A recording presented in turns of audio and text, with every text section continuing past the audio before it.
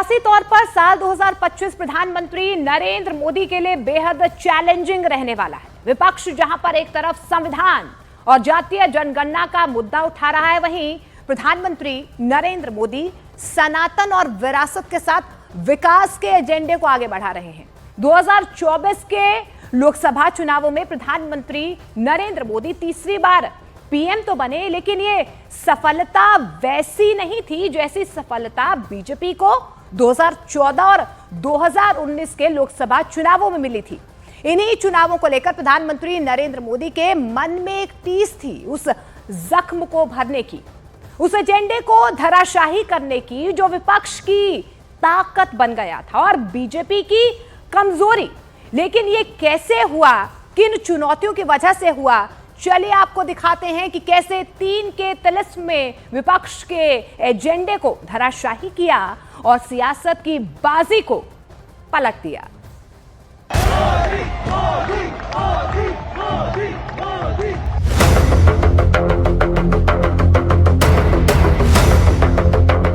हम एक रहेंगे तो सेफ रहेंगे, एक रहोगे तो नेक रहोगे। ये कहानी है 2024 के उस राजनीतिक नैरेटिव की जिसने सियासत की सबसे बड़ी बाजी को ही पलट दिया। एक है तो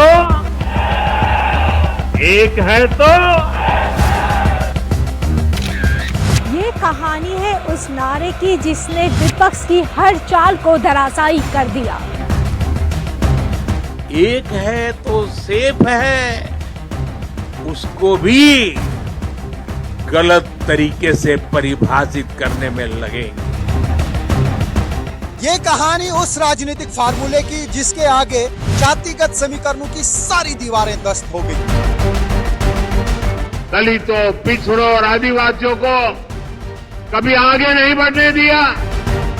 ये कहानी है 2024 के उस चुनावी फैक्टर की जिसने बिखरे हुए हिंदू वोटर्स को एकजुट कर दिया। ये बटोगे तो कटोगे। ये कहानी है 2024 की सबसे बड़ी राजनीतिक चुनौती की।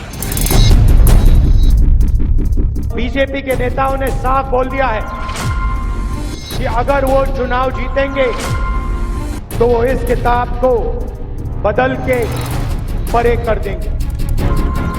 ये कहानी है राजनीतिक समर की, जहां जरा सी चूक चुनावी नतीजों को बदल सकती थी। कोई माई का लाल आपका बाल बांका नहीं कर पाएगा। 2024 की राजनीति का जो मंत्र जिसकी काट कोई नहीं निकाल सका। आज देखिए न्यूज़ 18 इंडिया पर उस सियासी मंत्र की कहानी जो विपक्ष के एक एजेंडे पर भारी पड़ गया। काट विपक्ष नहीं खोज पाया। यह बता रहा है कि वोटरों ने इस बार वोट अपना प्रायश्चित का वोट दिया था।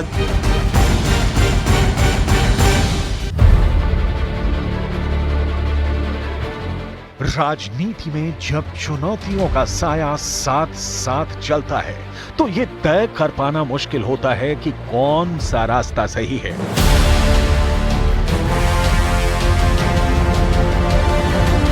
और कौन सा रास्ता गलत। कमोबेश 2024 के लोकसभा चुनाव में ऐसी ही चुनौतियों का साया नरेंद्र मोदी के साथ चल रहा था, जहां नरेंद्र मोदी के सामने सबसे बड़ी मुश्किल यही थी कि उन्हें अपनी पॉलिटिकल लेगेसी को ना सिर्फ बनाए रखना था, बल्कि विपक्ष के प्रहार के खिलाफ कोई ऐसा कवच और एक ऐसा शस्त्र तैयार करना था जो हर हमले के खिलाफ असरदार साबित हो। क्योंकि नरेंद्र मोदी के राजनीतिक करियर में 2024 पहला साल था जब उनके नेतृत्व को लेकर विपक्ष कहीं ज्यादा आक्रामक तेवरों में था, और उसके पीछे वजह थी 2024 में लोकसभा चुनावों के नतीजे। 2014 के लोकसभा चुनाव में नरेंद्र मोदी की अगुवाई में एनडीए को 336 सीटें हासिल हुई थीं, जिनमें अकेले बीजेपी के पास 282 सीटें थीं। इस दौरान यूपीए को 59, कांग्रेस को 44 और अन्य को 148 सीटें हासिल हुई थीं। 2019 के लोकसभा चुनाव में एनडीए को अभूतपूर्व रूप से 353 सीटें हासिल हुई। जिनमें अकेले बीजेपी का आंकड़ा 303 था। यूपीए की सीटें 91 थी, जिनमें कांग्रेस की 52 सीटें आई थी।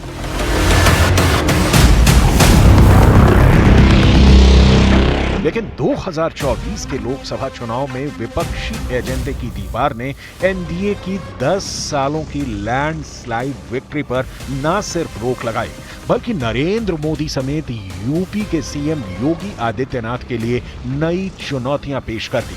क्योंकि ये नरेंद्र मोदी के राजनीतिक करियर का पहला चुनाव था जिसमें एनडीए तो बहुमत के पार था, लेकिन बीजेपी का आंकड़ा बहुमत से कम था। 2024 के चुनाव में एनडीए को 292 सीटें हासिल हुई थी, जिनमें बीजेपी के हिस्से में 240 सीटें थीं, यानी बहुमत से कम, जबकि इंडिया गठबंधन 234 सीटों पर पहुंच गया, जिसमें कांग्रेस के हिस्से 99 सीटें आई। यानी 2014 और 19 के मुकाबले 2024 में न सिर्फ बीजेपी बल्कि पूरे गठबंधन को बड़ा नुकसान हुआ। ये नुकसान केवल केंद्र की सत्ता तक ही सीमित नहीं था, इसका असर उत्तर प्रदेश की सियासत पर भी पड़ा था, यानी सीएम योगी के शासन पर। क्योंकि 2024 के लोकसभा चुनाव के नुकसान का सबसे ज्यादा प्रभाव यूपी से ही पड़ा था। ये असर इतना ज्यादा था कि सीएम योगी आदित्यनाथ के भरोसे पर भी सवाल उठने लगे थे। और ऐसा इसलिए हुआ क्योंकि 2019 के लोकसभा चुनाव में बीजेपी को यूपी में 80 में से 62 सीटें हासिल हुई थी, लेकिन 2024 में यही सीटें घटकर 33 पर पहुंच गई, जबकि समाजवादी पार्टी, जिसके हिस्से 2019 के चुनाव में सिर्फ 5 सीटें आई थी, वो 37 सीटों पर पहुंच गई। बीजेपी के लिए यह झटका बहुत बड़ा था, क्योंकि 2019 के चुनाव में यूपी में बीजेपी को 49.97% वोट हासिल हुए थे, लेकिन 2024 के लोकसभा चुनाव में यही वोट 41.37% तक पहुंच गए, यानी सीधे 8% वोटों का नुकसान। यह सब कुछ तब था जब नरेंद्र मोदी की सत्ता में देश की बड़ी आबादी ने बड़े परिवर्तन को महसूस किया था। अब उनको लगता है कि इससे आगे वाला नरेंद्र मोदी चाहिए, वो नरेंद्र मोदी जिसने बड़ी आसानी से राम मंदिर बनवा दिया। भले ही वो सर्वोच्च न्यायालय के निर्णय के जरिए आया, लेकिन लोग मानते हैं कि सरकार में थे, माहौल था। वो नरेंद्र मोदी जिसने 3 तलाक आसानी से कर दिया, राजीव गांधी का शाहबानो सबको याद आता है। वो नरेंद्र मोदी जिसने 370 जैसा असंभव लगने वाला काम करके दिखा दिया। अब उनको लगता है कि समान नागरिक संहिता ये मोदी लागू करेगा। अब उनको लगता है कि ये मोदी देश में जो एकदम से जिसको कहते हैं ना कि पुरानी मूल विरासत है उस पर लौटाएगा। ये नरेंद्र मोदी हिंदू पहचान को विश्व में स्थापित करेगा। अपने 10 सालों के शासनकाल में नरेंद्र मोदी ने जन धन योजना, आयुष्मान भारत, स्वच्छ भारत अभियान, डिजिटल इंडिया, 3 तलाक की कुरीति को खत्म किया, सर्जिकल स्ट्राइक, अनुच्छेद 370 को हटाया और उन्हीं की सत्ता में राम मंदिर की न सिर्फ आधारशिला रखी गई बल्कि भव्य राम मंदिर बनकर तैयार हुआ। ये पड़ाव जनता को पीएम मोदी से भावनात्मक तौर पर भी जोड़ रहा था, क्योंकि सदियों का इंतजार खत्म हुआ था।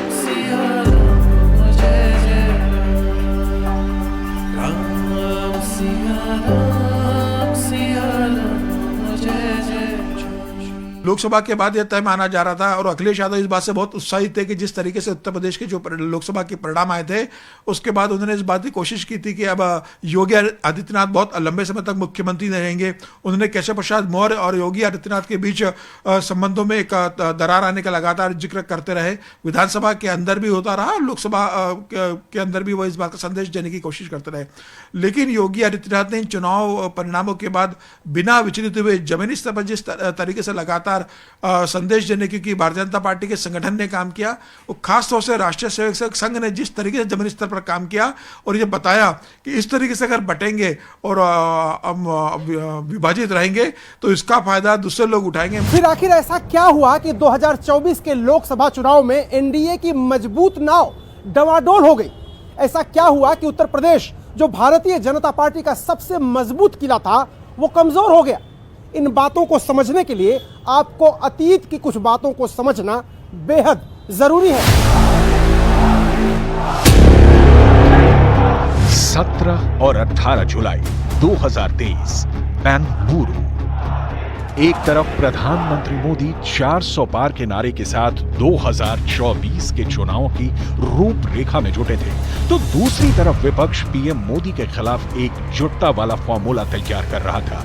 कई घंटे तक चले मंथन के बाद विपक्षी दलों ने गठबंधन का नाम इंडिया तय किया, यानी यूपीए इंडिया में बदल गया, जिसकी टैगलाइन थी जीतेगा भारत। इसी तरह एक और तारीख आई।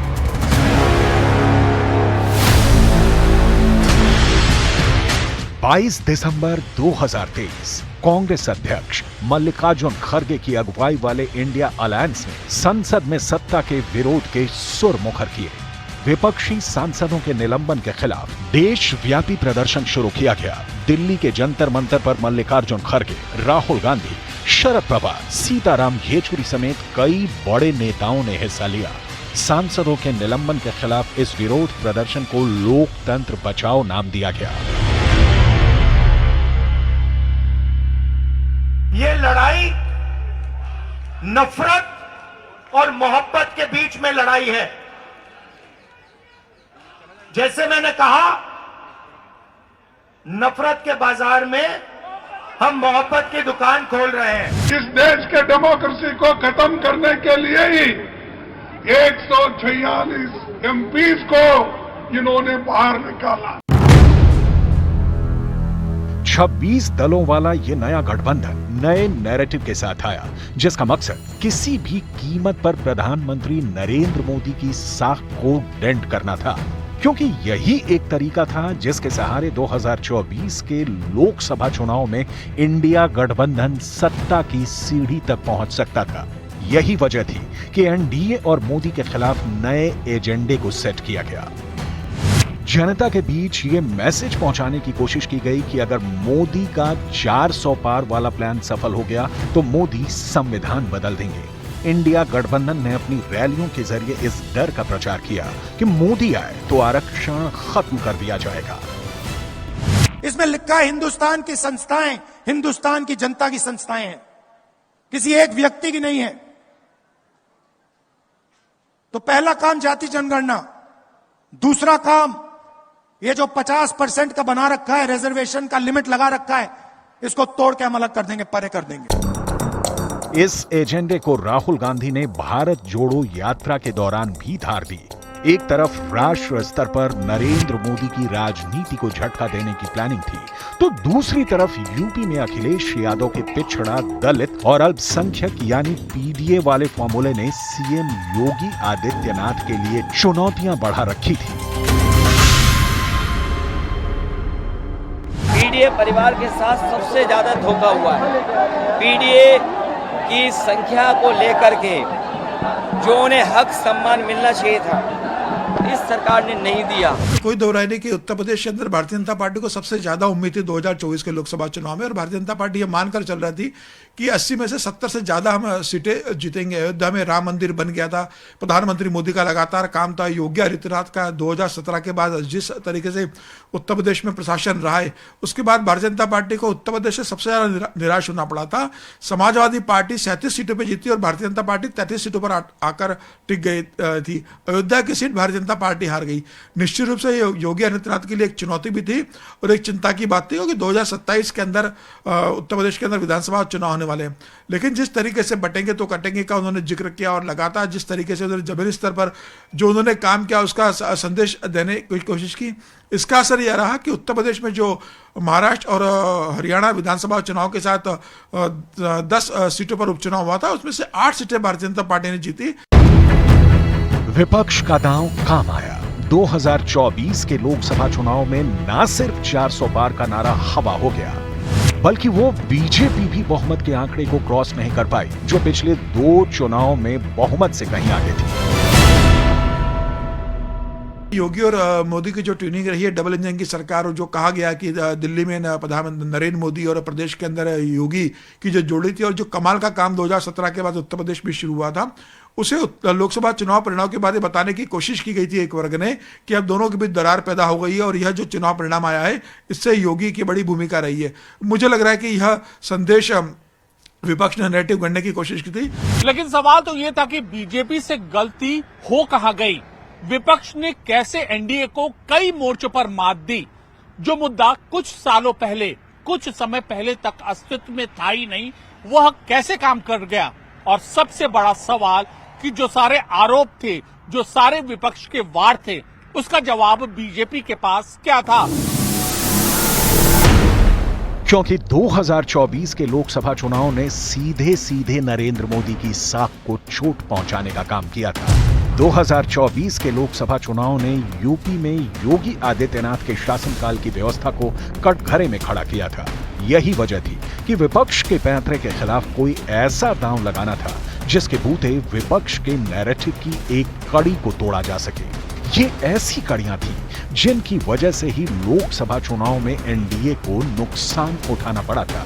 इसी नुकसान की भरपाई और विपक्ष के एजेंडे को करारा जवाब देने के लिए दो ऐसे नारों को आकार दिया गया जो इंडिया अलायंस के एजेंडे के खिलाफ ना सिर्फ बड़ा हथियार साबित हुए, बल्कि उन दो नारों ने 2024 के लोकसभा चुनाव के बाद की धारा को ही बदल दिया।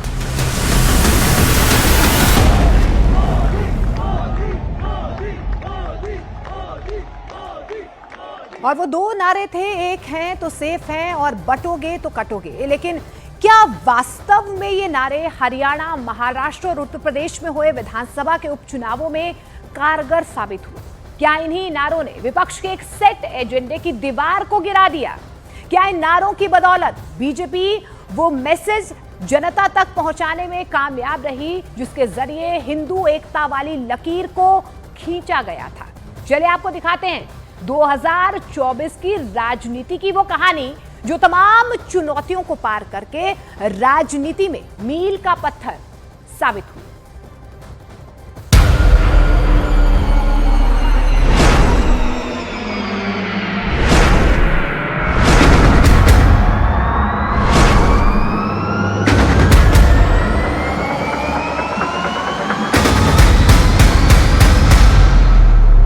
एक रहोगे तो नेक रहोगे।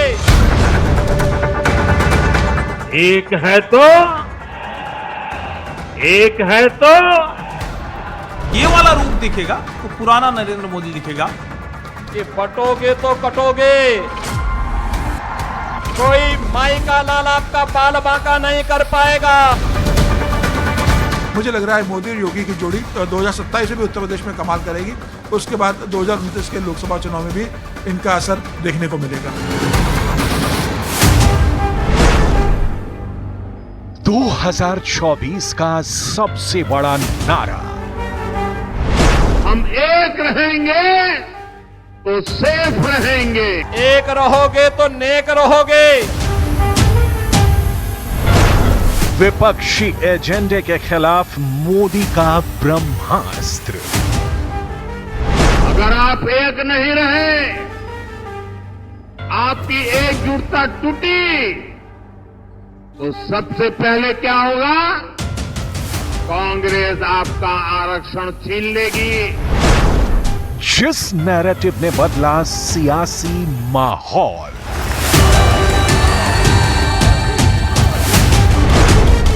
दो 2024 की सियासत का सबसे बड़ा गेम चेंजर।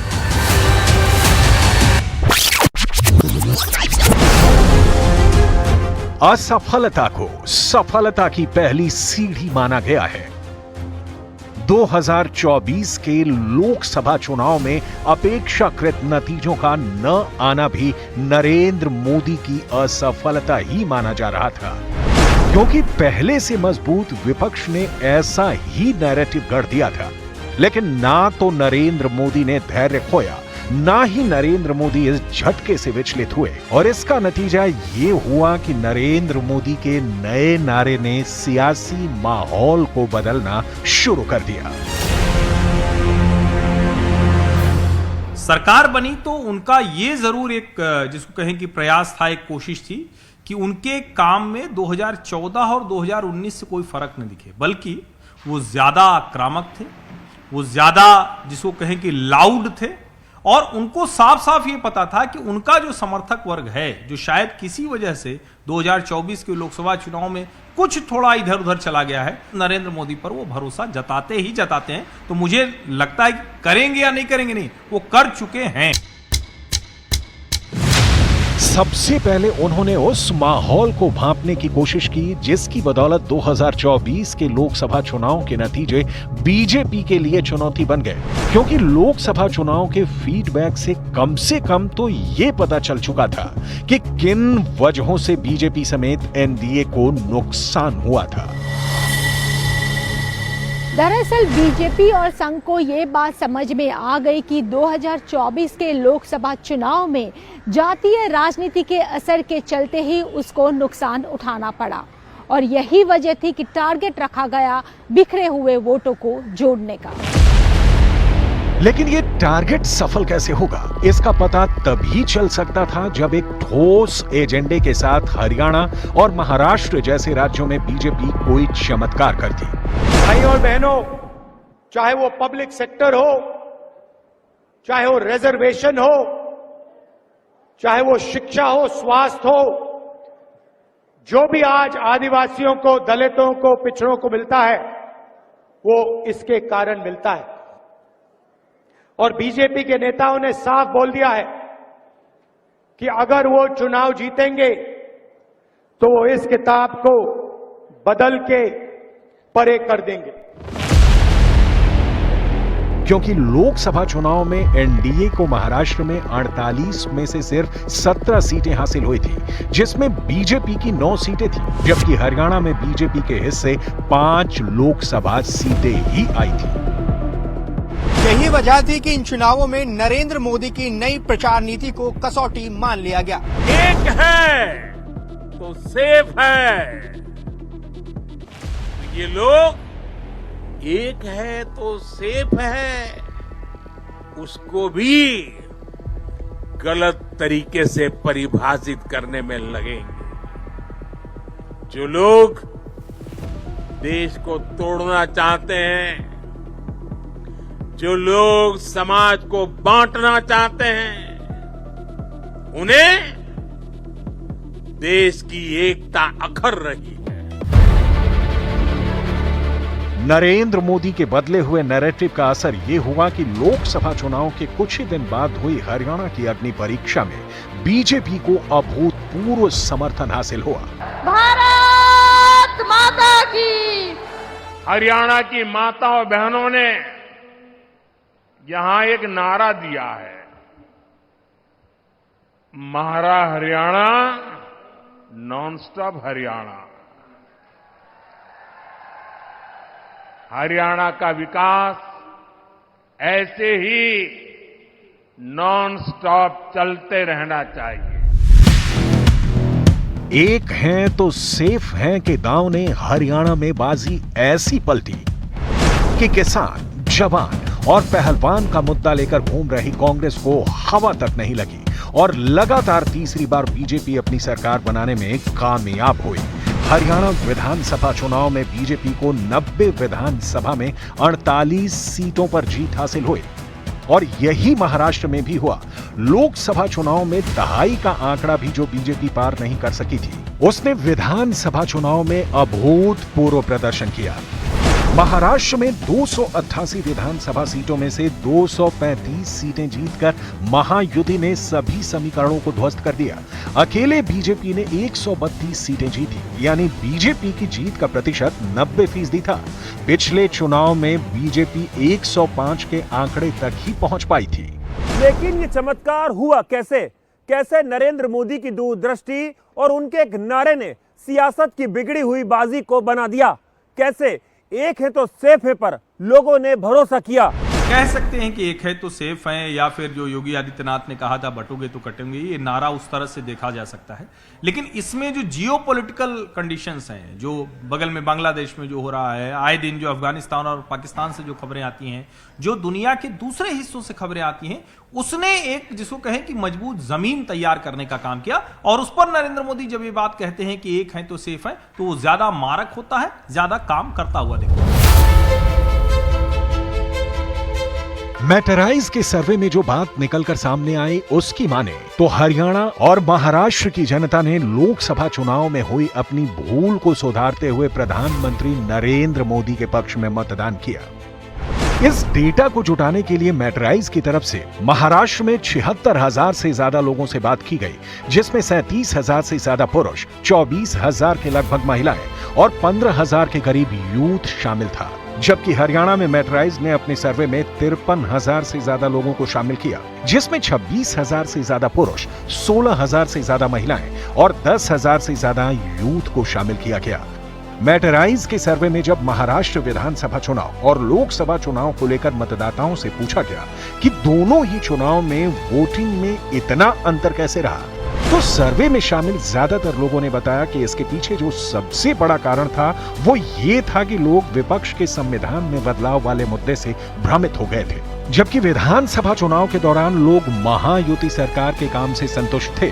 इतना ही नहीं, 41% लोगों ने तो ये तक कहा कि विधानसभा चुनाव के दौरान मौजूदा सीएम देवेंद्र फडणवीस की लोकप्रियता में भी खूब इजाफा हुआ।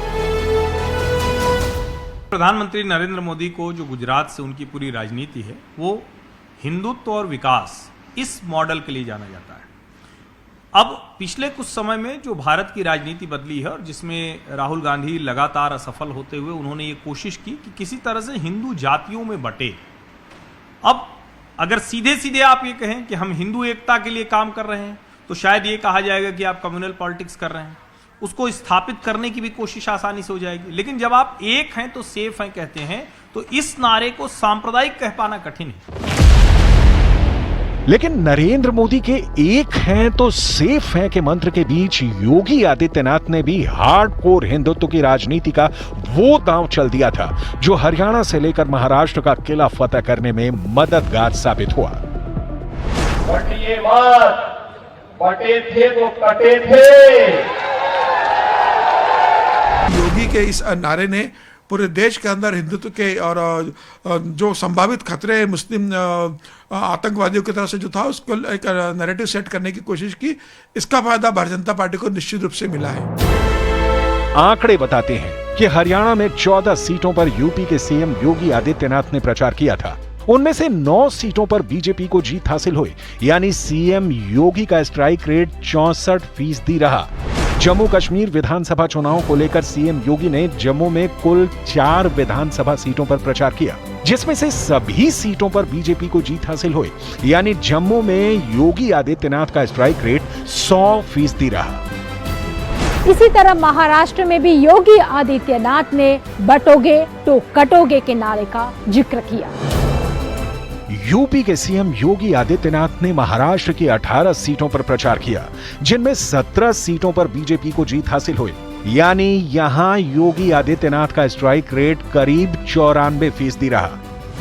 लेकिन योगी आदित्यनाथ के लिए असल परीक्षा की जमीन तो यूपी उपचुनाव थे, जहां उन्हें न सिर्फ अपनी खोई हुई साख वापस हासिल करनी थी, बल्कि उन वोटों को भी एकजुट करना था जिनके बिखरने से लोकसभा चुनाव में बीजेपी की सीटें 2019 में 62 के मुकाबले 2024 में 33 पर सिमट गईं। इन्हीं चुनाव में बीजेपी ने वो अयोध्या सीट हारी थी जहां वर्षों की तपस्या के बाद राम मंदिर का निर्माण हुआ था।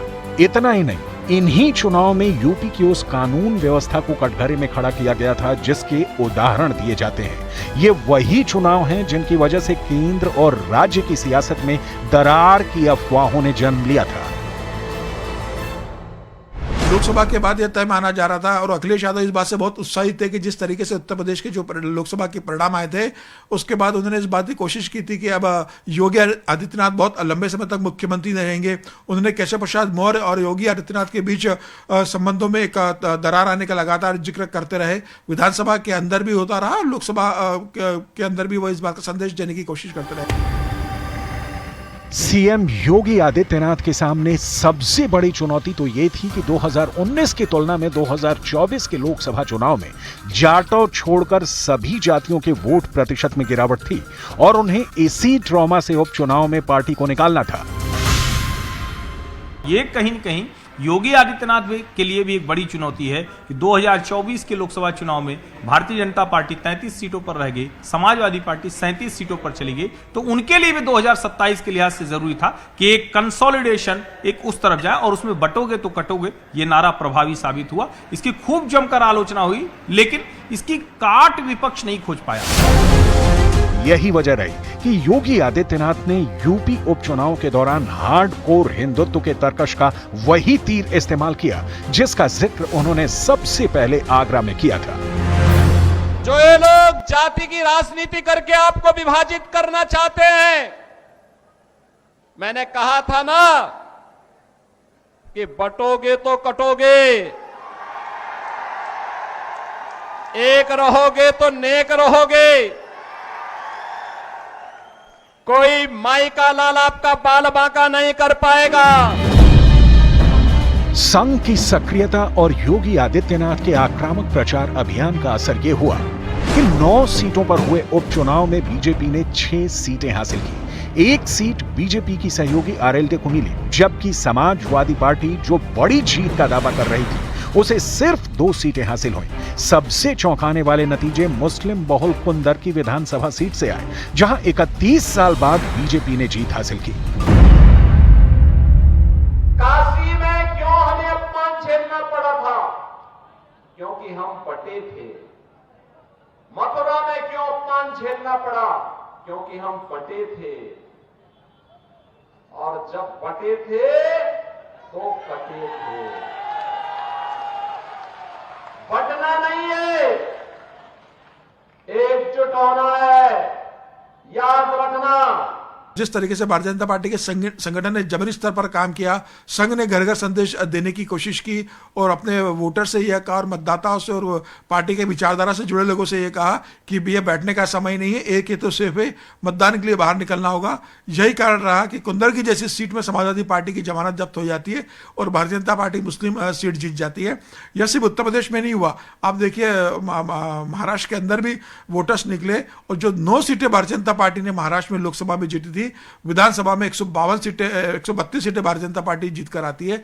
यह बता रहा है कि वोटरों ने इस बार वोट अपना प्रायश्चित का वोट दिया था। जो लोकसभा चुनाव में उनसे गलतियां हुई थी उसका प्रायश्चित करने के लिए वो उत्तर प्रदेश में भी निकले, महाराष्ट्र में भी निकले और दोनों जगह एक बेहतर प्रदर्शन भारतीय जनता पार्टी ने किया। मैटराइज ने अपना सर्वे बीजेपी के बदले हुए नैरेटिव को लेकर भी किया, क्योंकि लोकसभा चुनाव के बाद पूरे चुनावी कैंपेन में हिंदू मतदाताओं की एकजुटता का संदेश दिया गया था। हम एक रहेंगे तो, और साथियों आप जानते हैं अगर आप एक नहीं रहे, आपकी एकजुटता टूटी, तो सबसे पहले क्या होगा? कांग्रेस आपका आरक्षण छीन लेगी।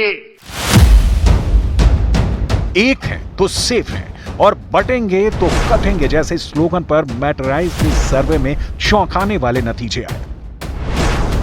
सर्वे में पता चला कि महाराष्ट्र में 56% जनता ने एक हैं तो सेफ हैं जैसे नारे का समर्थन किया, जबकि 25% जनता ने बटेंगे तो कटेंगे जैसे नारे का समर्थन किया।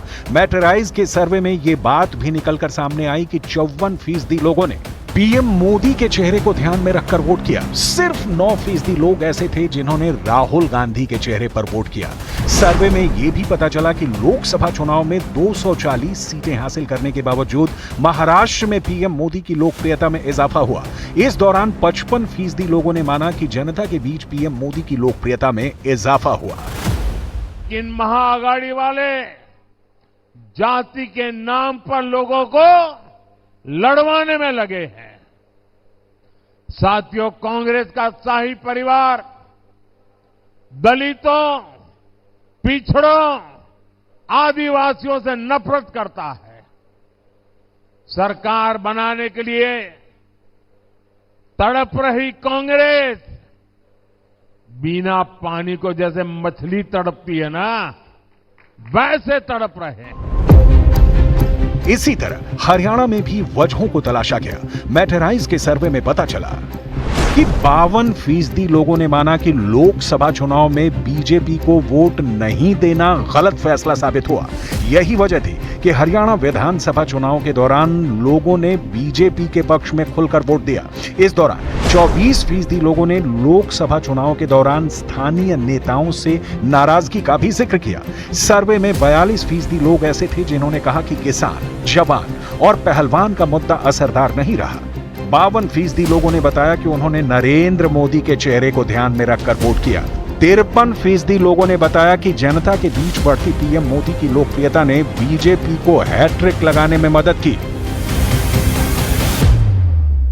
मोदी योगी के साथ है, डबल इंजन की सरकार है। और प्रधानमंत्री मोदी के नेतृत्व में ही जिस तरीके से उत्तर प्रदेश की सरकार काम कर रही है, और योगी आदित्यनाथ ने बार बार जिक्र किया है कि प्रधानमंत्री मोदी का जो विजन है वह उत्तर प्रदेश में वो लेकर लागू कर रहे हैं। मुझे लग रहा है मोदी और योगी की जोड़ी 2027 में भी उत्तर प्रदेश में कमाल करेगी। उसके बाद 2029 के लोकसभा चुनाव में भी इनका असर देखने को मिलेगा। यानी नरेंद्र मोदी ने न सिर्फ विधानसभा चुनाव के दौरान अपने अभूतपूर्व चुनावी कौशल का प्रदर्शन किया, बल्कि उन्हीं की सीख के आधार पर योगी आदित्यनाथ ने एक ऐसा चुनावी सफर तय किया जहां विपक्षी एजेंडे के अनगिनत कांटे थे, लेकिन हर कांटे का हर मुश्किल जवाब एक नैरेटिव में निहित था। एक है तो सेफ है। एक रहोगे तो नेक रहोगे। एक है तो